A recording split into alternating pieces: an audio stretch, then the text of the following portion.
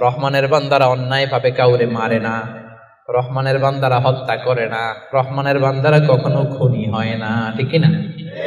ওয়ালা ইয়াকতুলুনা আন-নাফসাল্লাতী হারামাল্লাহু ইল্লা বিল হক। খবরদার, রহমানের বান্দারা অন্যের রক্তে নিজের হাত রাঙায় না। Keep in your mind Malakar ভাইরা, অন্যের রক্তে নিজের হাত রাঙায় না। ওয়ালা ইয়াকতুলুনা আন-নাফস, আল্লাহ নাফস শব্দ ব্যবহার করেছেন। প্রাণ হত্যা করে না, মানুষকে মারে না রহমানের বান্দারা।